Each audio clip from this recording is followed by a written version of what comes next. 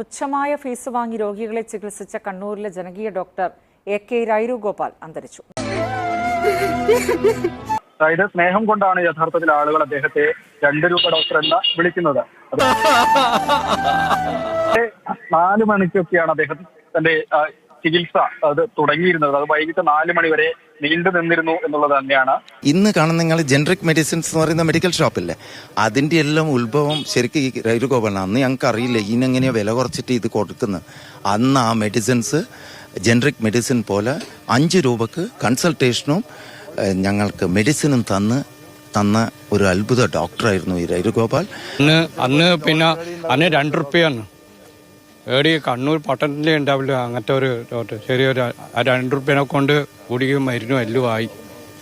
ജോലി ചെയ്യാനുള്ള ആരോഗ്യമില്ല, അതുകൊണ്ട് പരിശോധനയും മരുന്ന് കൊടുക്കലും നിർത്തുന്നു. കണ്ണൂർ താണയിലെ രൈരു ഡോക്ടറുടെ വീടിന് മുന്നിലെ ഗേറ്റിൽ കഴിഞ്ഞ വർഷം കണ്ട ബോർഡാണിത്.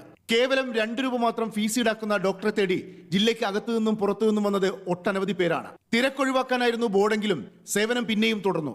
കണ്ണൂർ തളാപ്പിലെ വീട്ടിലായിരുന്നു ആദ്യം പരിശോധനാ മുറി. ഫീസ് വെറും 2 രൂപ. അതും നൽകാൻ പറ്റാത്തവർക്ക് സൗജന്യം. തീരെ പാവപ്പെട്ടവർക്ക് മരുന്നും വെറുതെ കിട്ടും. താണയിലേക്ക് താമസം മാറിയപ്പോൾ ഫീസ് 10 രൂപയായി. പക്ഷേ അപ്പോഴേക്കും 2 രൂപ ഡോക്ടർ എന്ന വിളിപ്പേര് പരന്നിരുന്നു.